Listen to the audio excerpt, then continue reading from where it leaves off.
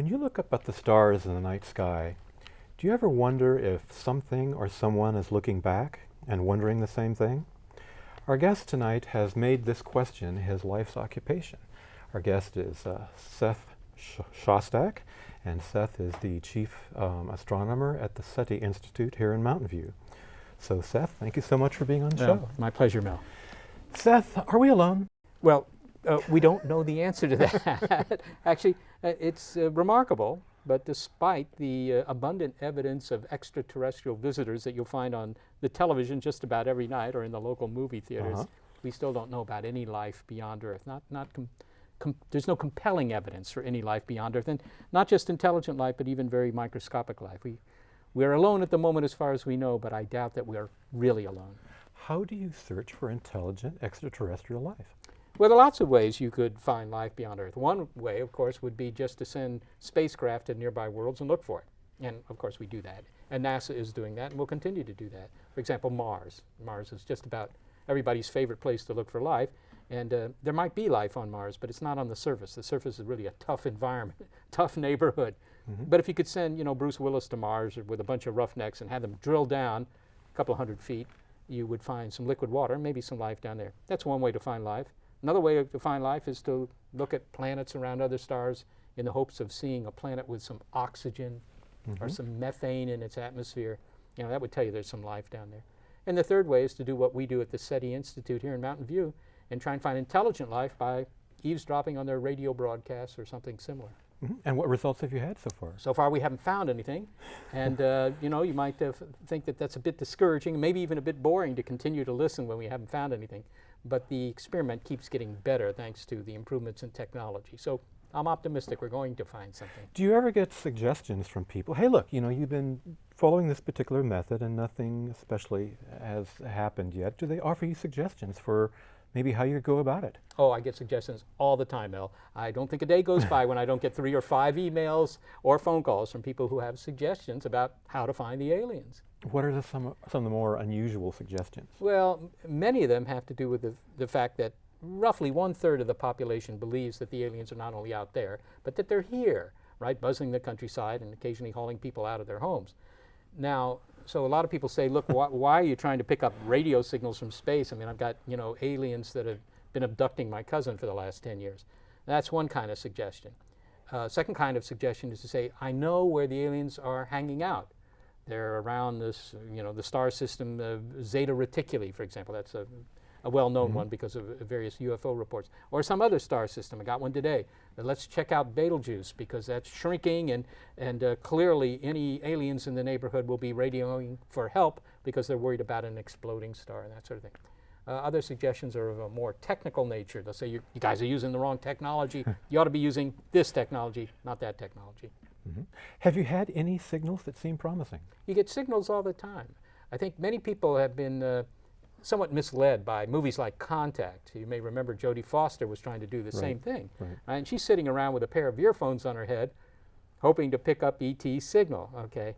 And it's not like that at all. In fact, we're using receivers that monitor tens of millions of channels at once. So when you have a receiver that's monitoring so much of the radio dial, and you got these big antennas to pick up signals, so they're very sensitive, of course you get signals all the time. Now, I sat there at one of our experiments, I was just counting how often we got a signal. It was roughly every 10 seconds you get a signal. So getting signals is not really such an exciting thing. It's finding a signal that doesn't turn out to be earthly interference, interference from telecommunications satellites or just transmitters or whatever. Right. I think the SETI project is actually based on a singular idea, the Drake equation. And Dr. Drake works at the SETI Institute, does he? Yeah, Frank Drake does work at the Seti Institute, and he actually, indeed, you're quite right, he's the pioneer who started this whole idea back in 1960. He was a young astronomer. He was working at a radio observatory in West Virginia. They had just bought a new antenna. They were trying to think of something to do with it. And so Drake suggested, why don't we aim this at a couple of nearby stars, and maybe we can pick up a radio signal coming not from nature, as it were, but from somebody with a radio transmitter. So he did that experiment. It took about 2 weeks.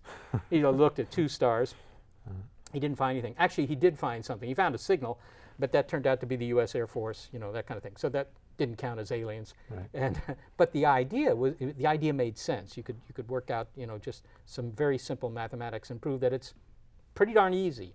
How would you go about that equation? How would you go about it? Well, Drake's equation actually came a year later. He was organizing a conference, and he needed an agenda for the meeting, so he concocted this equation.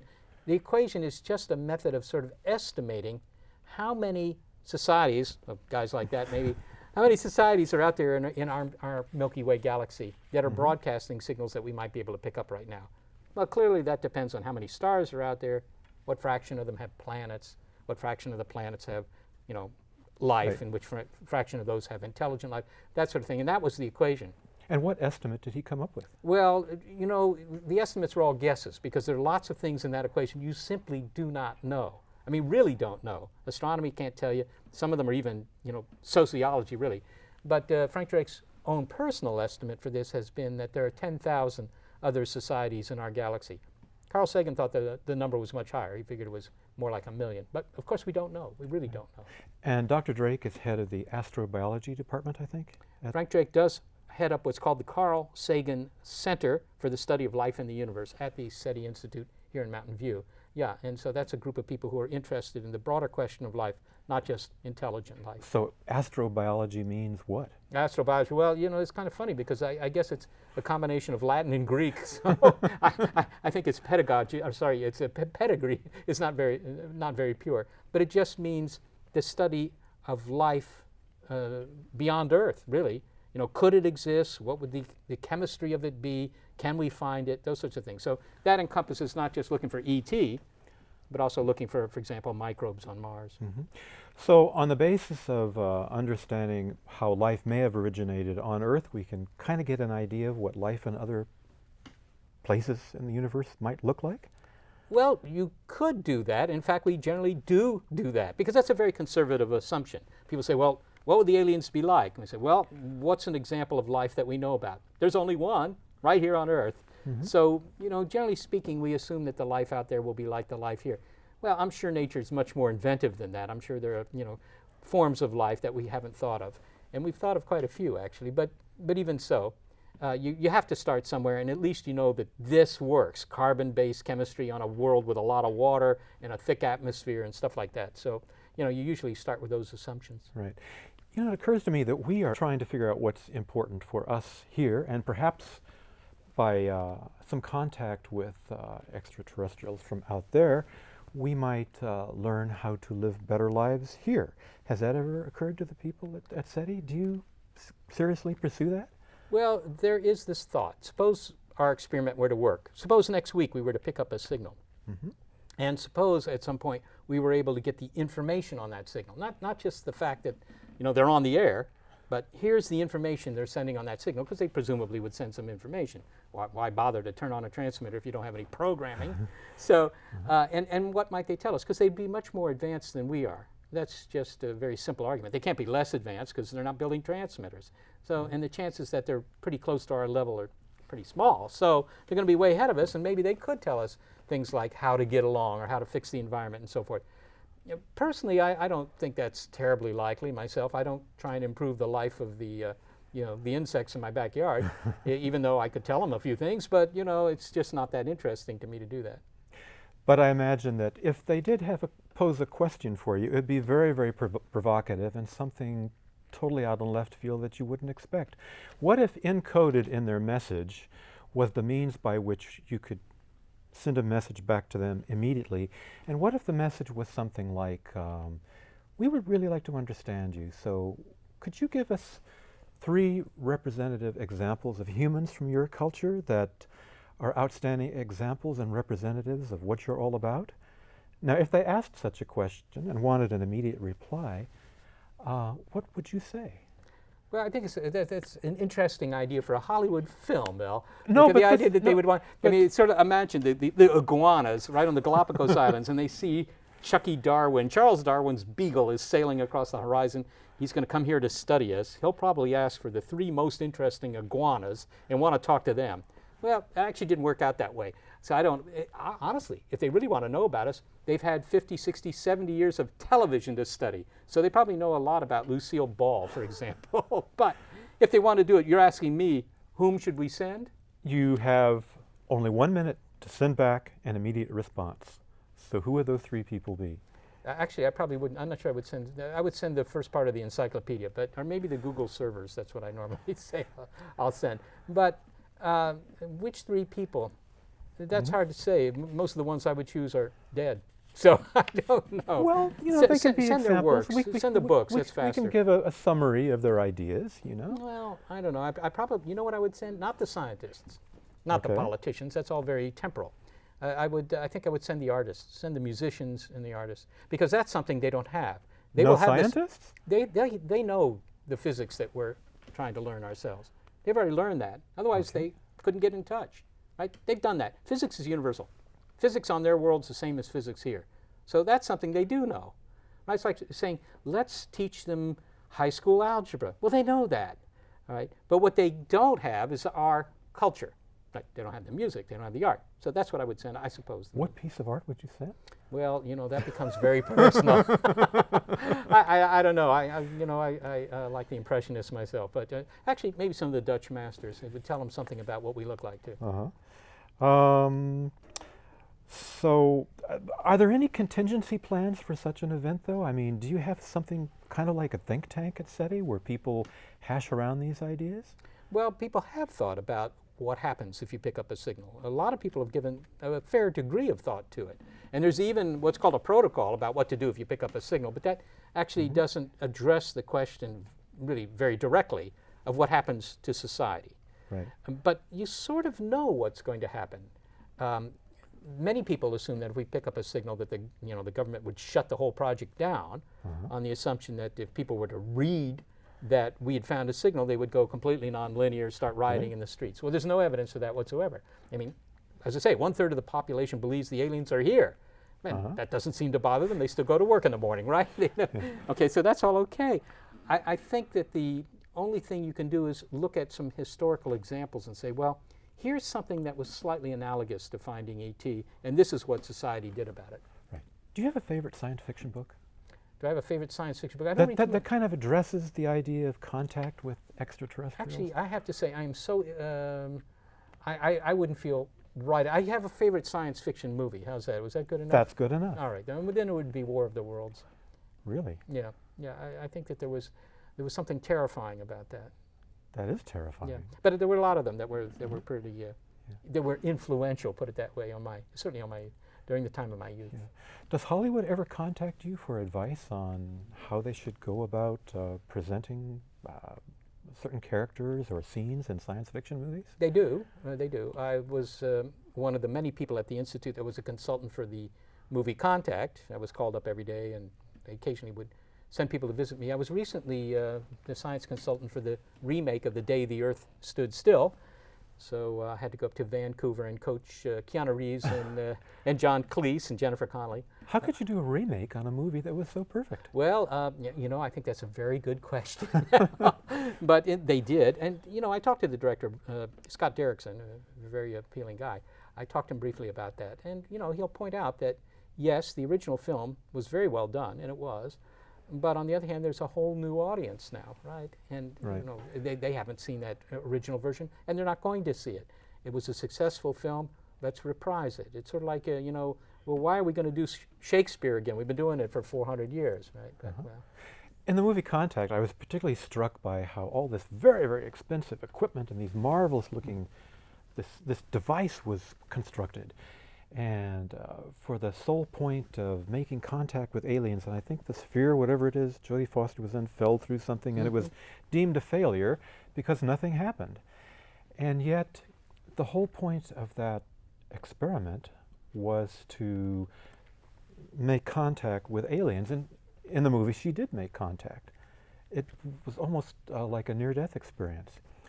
And it occurs to me that we have something vaguely equivalent to aliens here, because some people have had near-death experiences. They leave their body, they have the experience of looking down on it, which kind of confounds scientific theory. But the people come back, they have contact with luminous beings, they go to celestial landscapes, and they come back transformed for the better. What is your view on this phenomenon? Well, I'm not convinced that it has anything to do with extraterrestrials. Well, no. But I was just kind of making an analogy that humans are changed by what they determine to be an unearthly experience. I'm not saying they're extraterrestrials. Yeah. I'm just trying to get your view on an unusual experience that changes people here on Earth. Well, there are lots of those. Epiphanies happen to people all the time. My doctor pointed out to me after I had a surgery, 15 years ago. He said, these are the sorts of things that often change people's lives. They actually change their behavior or their attitudes and so forth. I mean, some great family tragedy or something that happens that's very good to you. I mean, if you were to win the super lotto jackpot tomorrow, that'd be some sort of epiphany for you too, and I don't doubt that it would change your life. So, that's not so surprising to me. Do you think there's some rigidity in scientific thinking? I know that I had a guest on the show. He was, Stan Groff. He's a psychiatrist who's was scholar in residence at Esalen for a while. And he was friends with Carl Sagan. And they were talking one day, and he was talking about, listening to Carl talk about science being kind of reductionistic. And he just brought up this near-death idea where people leave their bodies and look down. Yeah. And he talked about a particular doctor who was doing studies on this very thing, and Carl Sagan just dismissed it. He said, well, you just made it up. So is there some fear amongst scientists that non-ordinary experiences maybe have the possibility of undermining their science? My question is, how open-minded is the Seti Institute? Oh, well, I think that they're very open-minded, actually. Mind you, most of the employees at the Seti Institute turn out to be hominids. They're almost yes, they're almost all Homo sapiens, right? And Homo sapiens, after all, they're humans too. Yeah. So to say that they're more open-minded than somebody else, I think is probably unfair too. But on the other hand, science, you don't get very far in science by having the same thoughts that everybody else has had. See, so science is actually always looking for new phenomena, right?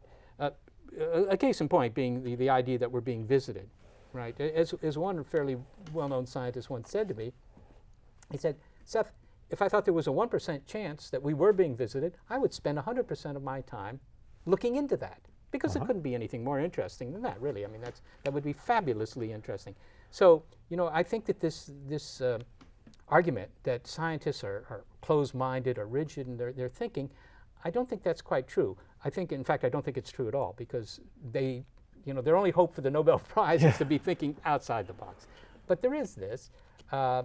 They do insist that if you're going to make a claim that, for example, an out-of-body experience really, or a near-death experience really means something more than just that the brain cells in your brain are shutting down, you're losing blood flow to your brain, so all sorts of strange phenomena, physiological phenomena. Yeah. If you're going to make that claim, then you have to somehow prove it by saying, and by the way, they allowed me to see something that you couldn't know any other way, and this is what I saw, and go check it out. People who claim that they've gotten information from the aliens, for example, that are visiting us. The point is, what benefit has there been from any of that? What have we learned from that? Has anyone ever said, and the aliens told me, all you have to do is look at that star over there, and you'll find it has a 1.7 Jupiter mass planet at a radius of 0.05 astronomical units with a period of 12 days. Something like that, you could go out to a telescope and you can check it. So that's the kind of proof that a scientist would want. Stories are stories, and you could ask any judge the value of stories. Right. Now you like to debunk pseudoscience, and you go into astrology, psychics, UFOs, abductions, and I think the favorite pet of UFO people is Roswell. Do you have any insight on what happened there? I think we know what happened at Roswell, actually. What happened at Roswell? What happened at Roswell, remember there was the Roswell Army Air Force Base outside of Roswell. In fact, the Enola Gay was stationed there for a while. So this was a place where secret things were going on. That was during the war. But after the war, what they were doing is they were worried about the Soviet Union having nuclear weapons. And they needed a method for determining if they were testing these weapons. Okay? And so there was this project, Project Mogul. And the idea there was that they would launch what are called aerostats. These are just balloon trains of balloons, 400 feet worth of balloons, right, that would go up, and they had a little bit of a mechanism, a feedback mechanism, so they would stay at the same altitude. Mm-hmm. You'd launch these things near the edges of the Soviet Union, and then you just essentially had a microphone and some listening device, an amplifier. And the idea was that if a bomb were detonated somewhere in Central Asia, that the atmosphere at certain altitudes would conduct the sound from that, just the boom, right? And you'd pick it up with these balloons. All right, so they were testing this scheme. It was worked out by some physicists. And in fact, some of the physicists that were working on this project are still alive. They're at New York University, and you can show them the photos of the debris from Roswell, and they say, well, that was my project. So, I think that's what happened. The other possibility, of course, is that aliens came 500 or 1,000 light years from some distant planet, and then 50 feet above the New Mexico desert, they made a navigation error and crashed into the dirt. That's the alternative. So what is all this talk about alien creatures that are maybe 3 to 4 feet long and kind of gray colored, and they're doing autopsies on them, and they have to be spirited away into various hangars to... What is all this? How does this misinformation come? Well, I mean, it's a very good story, and there's actually a bit of a UFO industry, so there's some people who actually can earn a living by telling you this story, whether you believe it or not, whether they believe it or not, just telling the story. It's very interesting to people. I mean, what would you rather hear? Here's my story. Well, we've got this, big array of antennas, and we're trying to pick up signals from ET, but we haven't done so far. Mm-hmm. That's one story. On the other side, you have people who say, look, the aliens are here, and they're routinely abducting my cousin Bernie. Now, which would be the more interesting story? I mean, I can understand that. But on the other hand, Mel, think about it. If the aliens are really here, how many times do you go down to the San Jose airport, for example, and get... By the way, I'm not convinced they're here at all. Well, but I use you only because you're within my purview. Right. But within sight of... Yeah, he's within sight of an alien. You get on the plane, and the captain comes on and says, well, folks, the radar has picked up some unidentified flying aircraft here in the neighborhood. They didn't file a flight plan. We don't know what they are, so we're just going to stay parked at the gate for the next 20 minutes until they clear the area. Does that happen to you a lot? I bet not. I bet not. And so no matter what else you want to say about the UFO phenomenon, I would say that it has precious little effect on our lives other than to provide a lot of good TV programming. Yeah. Now, Seth, you are the chief astronomer at the Seti Institute. What do you do? What do I do? Well, what is your day like? Yeah, no 2 days are the same. I do a lot of outreach. I do a lot of writing about SETI. I also co-host a weekly radio show about science that we produce at the Seti Institute. But I also do the experiments. I'll be going up to the observatory tomorrow. We do some real SETI experiments, and I, in particular, am interested in SETI strategies. What sorts of signals should we be looking for, and in which directions? That sort of thing. I find that a rather interesting thing to do. And where are these devices around the world that are designed to pick up these signals? Believe it or not, the world center of activity for SETI, the Search for Extraterrestrial Intelligence, is the Bay Area. That's because there are 2 organizations here that are doing this. Obviously, the Seti Institute here in Mountain View, where I work, that's the biggest. But also the University of California at Berkeley has a SETI program, several SETI programs. So they're doing that work. They use an antenna, the Arecibo telescope down in Puerto Rico. We're building our own antenna. It's called the Allen Telescope Array. It's up in the Cascades. It's about 20, 30 miles north of Mount Lassen. People can go up and visit it. You can go there. The only other SETI experiment these days in this country is one being run by Harvard. And the only other SETI experiment in the world these days is a small one being run in Italy. So it's a very, very small effort. Right. Now, you were trained as an astronomer. I think you're a physicist. When you first became part of SETI, how did you adjust to this job? How did you make it your own? How did you fit in? Well, unfortunately, I had a very sort of forward-thinking boss, right? And it was a NASA project at that time. And he essentially, I was hired on the basis of having known some of the people there because I had worked with some of the people. And I happened to be in Mountain View. That was by coincidence, had nothing to do with my interest in SETI, but for other reasons. And they called up one day and they said, are you interested in a job here? And then when I took the job, he said, there's your desk. So, I had some sort of official description, but I was given free rein to do those things that I found most interesting. And that's a luxury. I have to say, I feel very privileged to have that luxury. Do you actually spend much time in front of a telescope? With a radio telescope, to begin with, you usually collect the data automatically, right. And you can look at it digitally, so you don't have to go to the telescope anymore. I kind of miss that. I used to have to do that when I was much Do you younger. have a telescope? Oh, you mean an ordinary telescope, a backyard telescope? I don't. I don't. I'd like to get one. I had one when I was a kid. But, you know, here in the South Bay, about all you can see with a small telescope are the planets and the moon. I mean, it's very tough because of all the street lights and so forth. It's very difficult. Yeah. Do you find that people in different countries view the whole idea of extraterrestrial life differently? Well, I think they do, actually, or at least they view the efforts to find it differently. I lived for 13 years in Europe, and the attitude there was, in terms of whether there's anything out there to be found, they were on the same page as we are. They think, yes, the universe is enormously vast. There are probably 1 trillion planets just in our own galaxy, and there are 100 billion other galaxies. Those are very big numbers, very big numbers. And while of those 1 trillion planets in our galaxy, most are probably not very interesting. Some, by chance, will be interesting, it seems to me. Okay, so they agree with all that. And even the hypothesis that some of that life will be as clever as we are. But if you say, why don't you run a SETI experiment, spend a little bit of money to try and look for them, they don't do that. The Europeans do not do that. They talk about it. The Japanese and the Chinese are talking about the Koreans, but they haven't done it. And I think that's a cultural difference. I think that's cultural. Seth, we have about a minute left. One thought occurs to me. Given that we haven't heard signals, I remember being a Zen student for a while and staring against a wall, and weeks went by and months went by and nothing at all happened. And at a certain point, I got kind of tired of waiting for something to happen, so I just took charge of my own life and made the changes I needed to make.